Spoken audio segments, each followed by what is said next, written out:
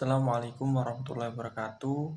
Saya perwakilan dari kelompok 3 mata kuliah Ilmu Fikih dari kelas PGMI 4B.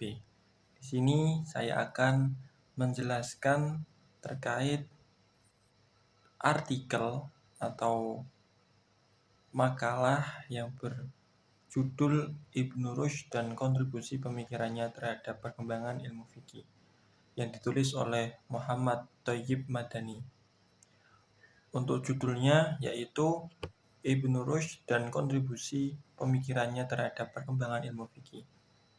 Abstrak. Tulisan ini mengkaji tentang pemikiran Ibnu Rushd di bidang pendidikan, terutama fikih.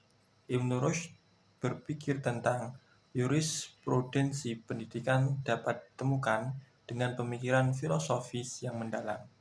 Sekitar dua bagian ilmu, yaitu metode konsep atau biasa dikenal tasawur dan verifikasi yang bisa dikatakan tasdik.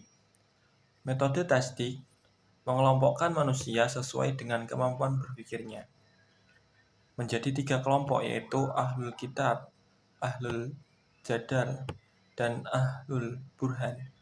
Klasifikasi menyebabkan metode penyampaian pendidikan fikih berbeda, disesuaikan dengan kemampuan berpikir manusia, bahwa dalam pembahasan fikih dibagi 3 kelompok, yaitu biasa, muqtasid, dan mujtahid.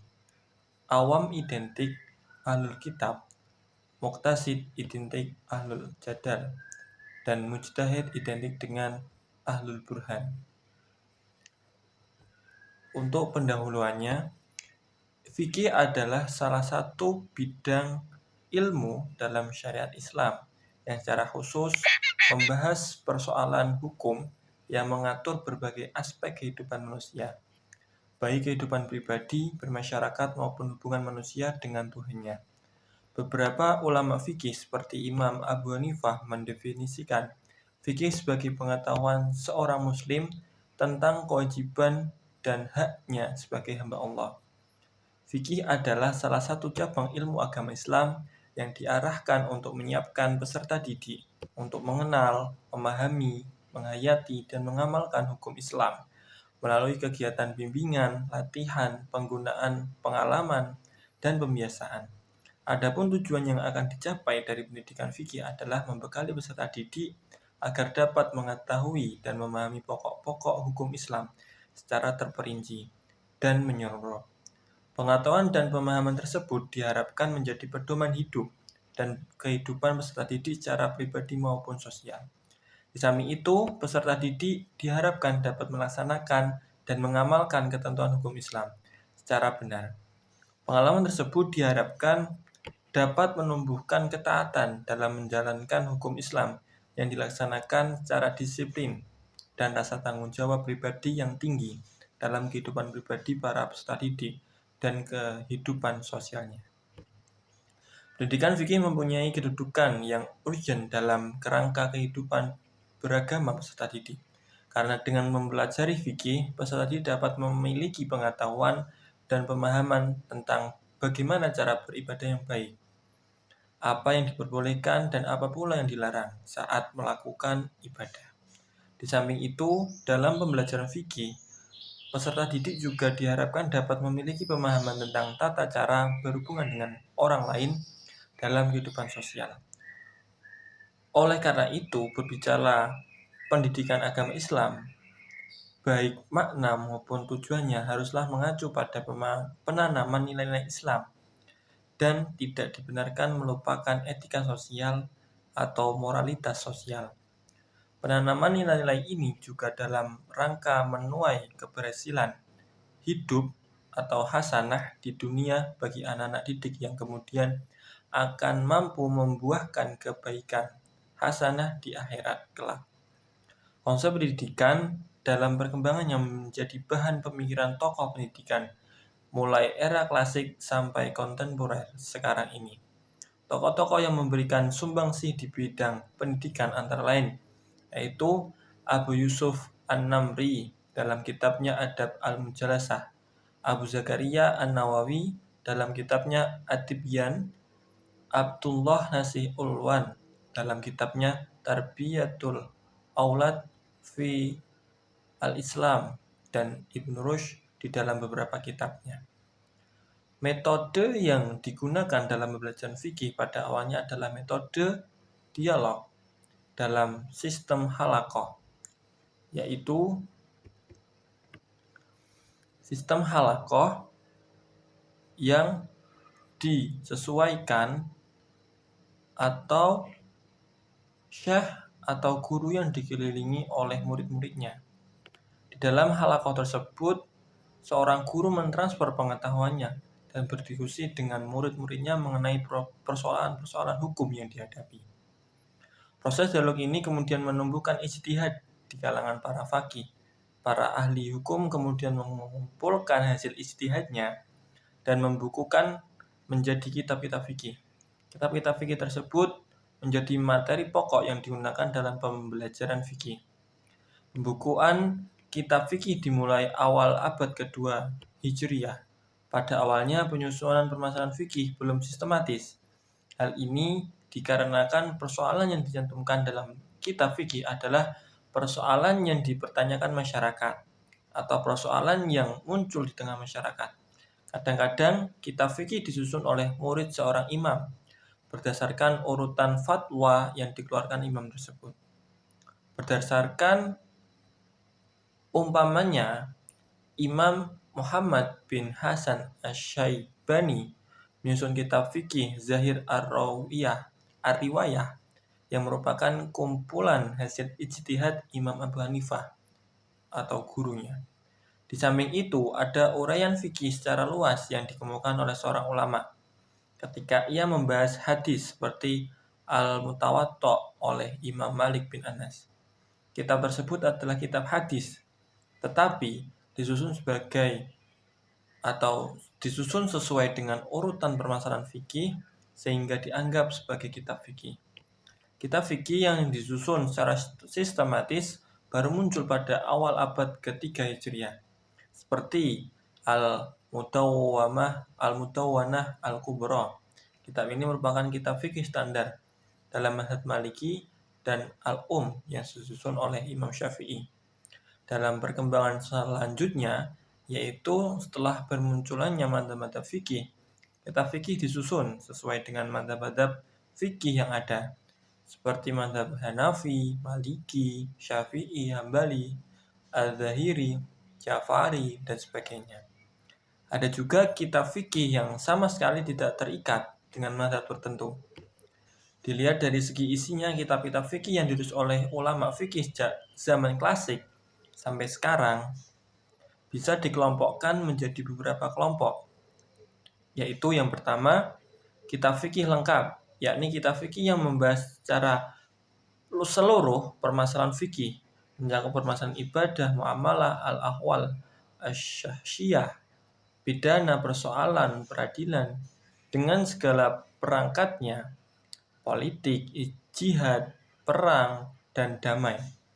Kitab fikih lengkap ada kalanya disusun sesuai dengan pendapat mazhab tertentu tanpa membandingkannya dengan pendapat mazhab lain, dan ada kalanya juga membahas berbagai pendapat mazhab fikih baik sebagai penjelasan atau sebagai perbandingan. Di samping itu ada juga kitab fikih yang sebenarnya membahas kaidah fikih, tetapi pembahasannya disusun berdasarkan sistematika fikih. Kedua, kitab fikih tematis, yakni kitab fikih yang hanya membahas topik tertentu, seperti masalah kharaj, harta peradilan, pemerintahan, perdata, dan pidana.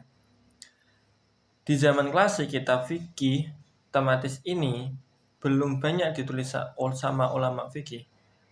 Pada zaman sekarang, banyak kitab fikih bermunculan karena pembidangan dalam ilmu fikih semakin berkembang. Yang ketiga, kitab fikih berbentuk kumpulan fatwa, yaitu kitab fikih yang disusun berdasarkan fatwa hasil ulama atau seorang ulama tertentu. Pada zaman klasik, kitab-kitab fikih hanya ditulis sesuai dengan pendapat mazhab tertentu.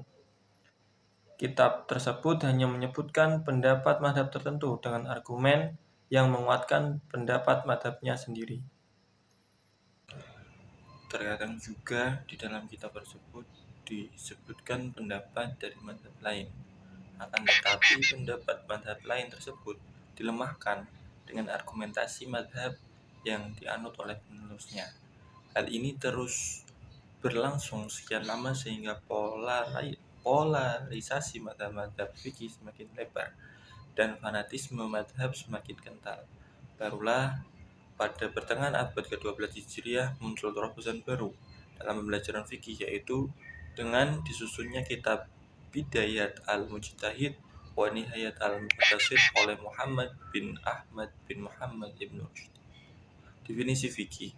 Secara etimologi, kata fikih berasal dari kata fiqhu yang merupakan bentuk masdar dari kata kerja faqiha yafqahu yang merupakan sinonim dari fahmun dan berarti mengetahui sesuatu dan memahaminya. Akan tetapi, kata fikhu mempunyai makna yang lebih khusus daripada fahmu atau faham, karena kata fikhu atau fikih berarti memahami maksud pembicaraan orang yang berbicara, yang tidak sekedar mengerti lafaznya saja. Fikih berarti memahami yang mendalam, yang membutuhkan pengarahan potensi akal. Al-Quran beberapa kali menyebutkan kata fikih di dalam beberapa surat, yaitu antara lain dalam surat At-Toha yang berbunyi Bismillahirrahmanirrahim wahlul 'uqdatum min lisani yafqahu qawli, dan lepaskanlah kekuatan dari lidahku supaya mereka memahami perkataanku. Dan surah At-Taubah yang berbunyi wa ma kana al-mu'minuna liyanfiru kaffah walaula nafara min kulli firqatin minhum ta'ifatun liyatafaqahu fid-dini wa liyundiru qaumahum idza raja'u ilaihim la'allahum yahdharun. Dan begitu pula yang tercantum dalam surah Al-A'raf, Al-Isra, dan yang lain. Menurut Imam Abu Hanifah, fikih adalah pengetahuan seseorang tentang sesuatu yang diperbolehkan baginya dan sesuatu yang tidak diperbolehkan. Sedangkan menurut ulama mazhab Maliki, Syafi'i, dan Hambali, fikih adalah mengetahui hukum-hukum syar'i dari amal perbuatan yang digali dari dalil-dalilnya yang terperinci. Perbedaan definisi fikih tersebut dikarenakan di zaman Nabi, sahabat, tabi'in, sampai masanya Imam Abu Hanifah, istilah fikih belum digunakan untuk pengertian khusus atau pengertian hukum secara khusus, akan tetapi mempunyai pengertian yang luas, mencakup semua dimensi agama seperti akidah, hukum, akhlak, tasawuf. Saat ini fikih dipahami dengan ilmu sebagai ilmu tentang agama yang akan mengantarkan manusia pada kebaikan dan kemuliaan. Menurut Al-Amidi, fikih adalah mengetahui sekumpulan hukum syar'i yang bersifat cabang yang diperoleh melalui penelitian atau nadar dan penceritaan dalil atau istidlal.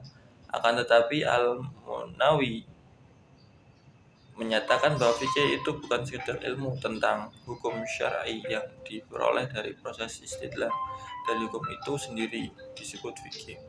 Fikih pada hakikatnya adalah pendidikan agama dan manajemen syar'i yang diatur demi kemaslahatan diri seorang hamba, baik itu kemaslahatan di akhirat, seperti yang diatur di dalam bab ibadah, maupun kemaslahatan dunia, seperti yang diatur dalam bab jual beli, perkawinan, jinayah, dan sebagainya. Yang demikian tersebut merupakan tujuan utama yang diutusnya para rasul, yaitu mengajarkan manusia tentang hukum-hukum perbuatan, yang kemudian dilanjutkan dengan mengajari mereka tentang keutuhan malaikat, kitab-kitab, dan para utusan, dan begitu pula seterusnya. Objek kajian fikih adalah perbuatan mukallaf yang telah ditetapkan hukum syar'inya. Perbuatan tersebut ada kalanya terkait dengan urusan akhirat dan ada kalanya terkait dengan urusan dunia. Perbuatan yang terkait dengan urusan akhirat adalah ibadah, sedangkan perbuatan yang terkait dengan urusan dunia itu berkaitan dengan kelestarian hidup manusia dalam segmen pribadi, segmen keluarga, dan segmen peradaban. Perbuatan yang terkait dengan kelestarian hidup manusia dalam segmen pribadi diatur di dalam bab muamalah. Kelestarian manusia dalam segmen keluarga diatur di dalam bab pernikahan. Kelestarian manusia dalam segmen peradaban diatur di dalam bab jinayah. Pendidikan adalah upaya mempersiapkan individu untuk mencapai kehidupan yang lebih baik di dalam kehidupan pribadi dan bermasyarakat. Kemudian fikih adalah mengetahui dan memahami hukum Islam serta dalil-dalilnya secara terperinci. Maka pendidikan fikih adalah upaya mempersiapkan individu untuk mengetahui dan memahami hukum Islam beserta dalil-dalilnya secara terperinci. Pendidikan fikih merupakan salah satu komponen dari pendidikan agama Islam. Di samping pendidikan akidah, pendidikan akhlak, sejarah, dan sebagainya. Jika pendidikan akidah membahas tentang keyakinan dan pendidikan akhlak membahas tentang moral, maka pendidikan fikih membahas tentang hukum. Biografi Ibnu Rushd. Nama lengkap Ibnu Rushd adalah Abu al-Walid Muhammad bin Ahmad bin Muhammad bin Ahmad bin Rushd al-Qurtubi al-Andalusi. Dia biasa dipanggil dengan sebutan Abu al-Walid Ibnu Rushd atau Ibnu Rushd al-Hafid. Penambahan gelar al-Hafid adalah untuk membedakan Ibnu Rushd dari kakeknya yang sama-sama bernama Muhammad bin Ahmad, biasa dipanggil dengan sebutan Ibnu Rushd dan memiliki nama kunyah Abu al-Walid. Oleh orang Prancis, Ibnu Rushd dipanggil dengan sebutan Averroes, sehingga di dunia barat dia populer dengan sebutan Averroes. Ibnu Rushd dilahirkan di kota Cordoba atau Cordova, salah satu kota di Andalusia pada tahun 1126 Masehi atau 520 Hijriah, yaitu 1 bulan sebelum kakeknya Muhammad bin Ahmad ibn Rushd al-Faqih meninggal. Ibnu Rushd berasal dari keluarga ilmuwan. Ayah dan kakeknya adalah pecinta ilmu dan merupakan ulama yang sangat disegani di Andalusi pada masanya. Ayahnya Abu al-Qasim Muhammad adalah seorang ahli fikih dan pernah menjadi hakim di Cordova. Sementara kakeknya Muhammad bin Ahmad bin Rushd, Muhammad bin Ahmad ibn Rushd al-Faqih adalah ilmu ahli fikih madzhab Maliki dan imam masjid Cordova, serta pernah menjabat sebagai hakim agung di Andalus. Jadi tidak mengherankan jika derajat ilmuwan mengalir dalam tubuh Ibnu Rushd, sehingga ia pun tumbuh menjadi seorang ilmuwan di segala bidang, yakni sebagai ahli hukum Islam atau faqih, dokter, ahli matematika, astronom, filosof, dan sebagainya. Bagaimana ayah dan kakeknya, Ibnu Rushd juga pernah menjadi hakim dan qadhi al-Qudat di Andalusia. Karya-karya Ibnu Rushd. Ibnu Rushd merupakan ilmuwan yang sangat peduli pada pengetahuan. Seumur hidupnya dia didedikasikan untuk kegiatan keilmuan, sampai-sampai ia tidak pernah absen dari kegiatan belajar setiap malam kecuali 2 malam, yaitu ketika ayahnya meninggal dunia dan malam pertama pernikahannya. Buku-buku yang dikarang oleh Ibnu Rushd banyak sekali dari berbagai disiplin ilmu, yaitu filsafat, kedokteran, politik, fikih, dan masalah-masalah agama. Sebagian karyanya banyak yang hilang dan ada juga yang dibakar. Makanya para ahli sejarah berbeda pendapat akan jumlah buku-buku hasil karyanya. Menurut Renan, karya Ibnu Rushd cukup banyak, mencapai sekitar 78 karya yang ditulis dalam berbagai bidang. Ibnu Farhun menyatakan bahwa Ibnu Rushd meninggal tidak kurang 60 karya.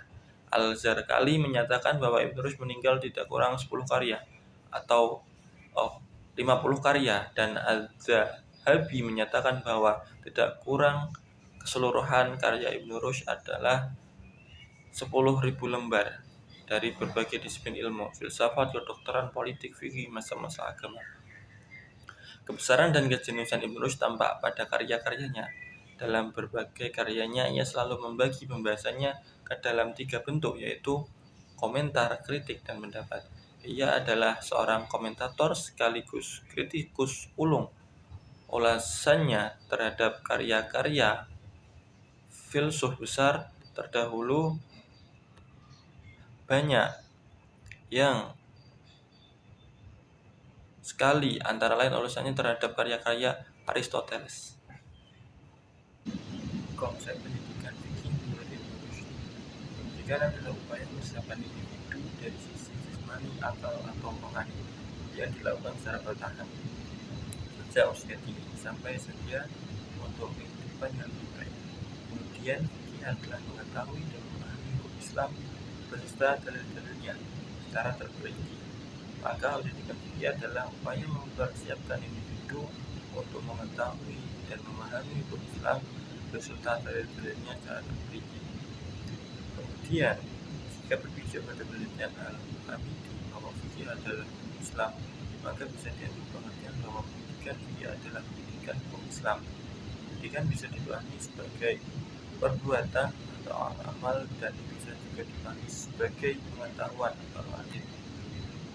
Maka pendidikan fikih bisa berarti upaya dan bisa juga diartikan pengetahuan tentang bagaimana melaksanakannya. Ketika mengartikan pendidikan fikih sebagai upaya, maka upaya itu bisa dilakukan oleh seseorang terhadap dirinya sendiri atau orang lain.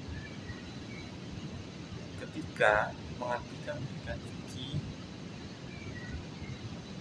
yaitu sebagai upaya, dan upaya yang dilakukan terhadap diri sendiri disebut belajar, sedang upaya terhadap orang lain disebut mengajar atau mendidik. Dan jika mengartikan pendidikan fikih sebagai pengetahuan, maka pendidikan fikih adalah pengetahuan tentang cara mempersiapkan individu untuk mengetahui dan memahami Islam beserta dalil-dalilnya secara terperinci. Ibnu Rushd tidak menggunakan tentang konsep pendidikan fikih secara langsung, namun konsep tersebut bisa ditemukan dengan mendalami pemikiran filsafat yang dikemukakan Ibnu Rushd. Menurut Ibnu Rushd, filsafat adalah mempelajari dan merenungi sebagai segala sesuatu yang ada atau mewujud, sehingga akhirnya pengetahuan terhadap mewujud itu mengantarkan seseorang kepada pengetahuan tentang adanya penciptaan, yakni dari segi bahwa semua mewujud ini adalah ciptaannya, karena sesungguhnya mewujud menjadi petunjuk akan adanya sang pencipta, sehingga pengetahuan tersebut terhadap penciptaannya menjadi petunjuk akan adanya sang pencipta. Maka semakin sempurna pengetahuan seseorang tentang yang ada atau mewujud, semakin sempurna pula pengetahuannya tentang pencipta.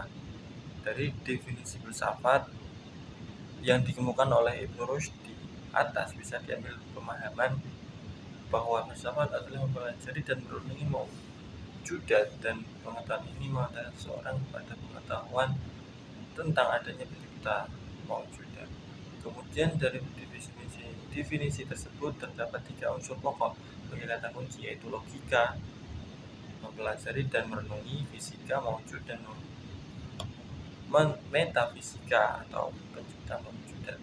Maka apabila filsafat dikaitkan dengan hukum Islam, berarti filsafat adalah mempelajari dan merenungi hukum Islam sebagai salah satu dari yang ada mewujud, sehingga akhirnya pengetahuan terhadap hukum Islam itu mengantarkan seseorang kepada pengetahuan tentang Allah. Semakin sempurna pengetahuan seseorang tentang yang ada mewujud, semakin sempurna pula pengetahuannya tentang Allah. Dalam kitabnya, Ibnu Rushd menyatakan bahwa pada dasarnya maksud dari syariah adalah mendidik manusia melalui ajaran tentang kebenaran, yaitu pengetahuan yang benar atau al-ilm al-haq, dan perbuatan yang benar al-amal al-haq. Pengetahuan yang benar adalah mengetahui Allah Subhanahu wa taala dan segala hal yang mewujud, sehingga dengan kenyataannya, terutama wujud yang mulia di antara wujud-wujud tersebut, serta mengenal kebahagiaan dan kesengsaraan di akhirat. Sedangkan perbuatan yang benar adalah mengerjakan perbuatan-perbuatan yang bisa mendatangkan kebahagiaan dan menjauhi perbuatan-perbuatan yang bisa menyebabkan kesengsaraan. Ibnu Rushd menilai bahwa syariah sebagai sumber hukum Islam mengandung 2 ajaran, yaitu ajaran yang bersifat teoritis dan ajaran yang bersifat praktis. Di dalam ajaran teoritis, syariah membahas tentang Tuhan sebagai wujud mutlak, serta persoalan seperti kebahagiaan dan kesengsaraan akhirat. Tujuan ajaran yang bersifat teoritis adalah untuk menumbuhkan keyakinan mendalam pada diri manusia akan wujud mutlak dan unsur-unsur lainnya yang berkaitan dengannya. Adapun dalam ajaran praktis, syariah menganjurkan manusia untuk mengerjakan perbuatan-perbuatan yang bisa membawanya ke arah kebahagiaan dan menjauhi kesengsaraan. Ajaran praktis tersebut harus dipandu dengan ajaran yang benar secara teoritis, sehingga amal praktis senantiasa sesuai dengan amal teoritisnya. Dalam pembahasan ilmu amali, perbuatan amal itu terbagi dua, yaitu perbuatan yang dilakukan oleh anggota badan secara lahir dan perbuatan yang dilakukan oleh hati, rasa syukur, sabar, dan sebagainya. Ilmu tentang perbuatan yang dilakukan oleh anggota badan secara lahir disebut fikih, dan perbuatan yang dilakukan oleh hati disebut zuhud atau juga ilmu akhirat. Dengan demikian, tujuan pendidikan fikih sejatinya adalah mengajarkan manusia untuk melakukan perbuatan yang benar. Orang bagi adalah orang yang telah meraih kesempurnaan yang diinginkan, di mana hal tersebut dibangun oleh pengetahuan yang benar dan selanjutnya pengetahuan tersebut diamalkan dengan baik. Berdasarkan hal ini pula, Al-Quran mengisyaratkan instrumen dalam memperoleh pengetahuan sebagaimana firman Allah Subhanahu wa taala.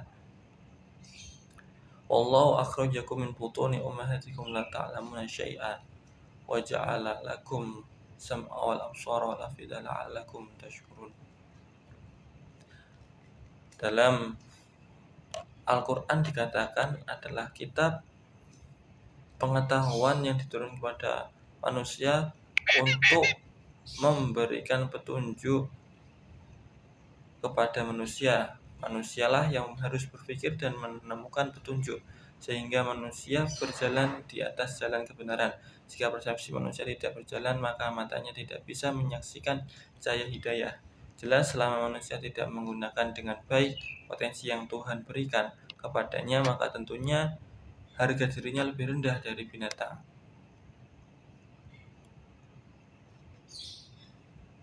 Muhammad Thayyib Madani Al-Rusdan, kontribusi. Secara metodologis, menurut Ibn Rushd, ilmu filsafat terdiri dari dua bagian, yaitu konsep atau tasawur dan pembuktian atau tasdik. Antara tasawur dengan tasdik saling terikat satu sama lain, sehingga tanpa adanya yang salah satu, status ilmunya menjadi salah. Sejatinya setiap pembuktian selalu didahului oleh dua konsep. Tanpa didahului oleh dua konsep, maka seseorang tidak akan benar dalam mengetahui sesuatu. Misalnya, jika seseorang tidak memahami konsep tentang alam dan baru, maka dia tidak akan dapat menggambarkan adanya pembuktian bahwa alam itu baru. Bagaimana filsafat syariat juga mengajarkan dua bagian keilmuan, yaitu konsep tasawur dan pembuktian terhadap dua metode yang berkaitan dengan konsep, yaitu satu, sesuatu yang menunjul pada dirinya sendiri, dan dua, sesuatu yang menyerupainya atau simbol.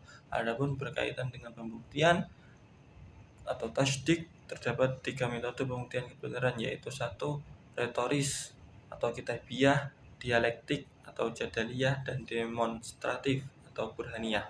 Ketiga metode pembuktian kebenaran tersebut disesuaikan dengan tingkat kesiapan pemikiran manusia sebagai subjek pendidikan. Kontribusi Ibn Rushd terhadap perkembangan fikih. Sejak persebaran Islam ke berbagai penjuru bumi pada masa Al-Khulafa Ar-Rasyidin, muncul pusat-pusat perkembangan ilmiah di negeri-negeri yang dikuasai oleh Islam seperti Makkah, Madinah, Kufah, Basrah, Syam, Mesir, dan Yaman. Perkembangan ini terjadi seiring dengan menyebarnya para sahabat Nabi ke berbagai penjuru negeri tersebut sebagai pemimpin maupun guru agama bagi rakyat setempat. Dari pusat-pusat keilmuan Islam yang ada, menguat dua aliran metodologi yang belakangan dikenal sebagai aliran Kufah atau ahli ar-ra'yi dengan pusatnya di Irak, dan aliran Madinah atau ahli al-hadith dengan pusatnya di Hijaz. Ahli ar-ra'yi dikenal sebagai aliran yang memiliki persyaratan ketat bagi penerima riwayat dan cenderung mempergunakan pendekatan rasional dalam memecahkan berbagai persoalan yang mengemukakan atau persoalan yang mengemuka. Sementara Ahlul Al-Hadis dikenal sebagai aliran yang sangat mengedepankan dalil-dalil dari teks suci baik Al-Quran maupun Al-Sunnah dalam menjawab persoalan yang ada. Adapun jika dari riwayat tidak ditemukan petunjuk, mereka cenderung bersifat tawakuf atau memilih tidak memberi keputusan definitif terhadapnya.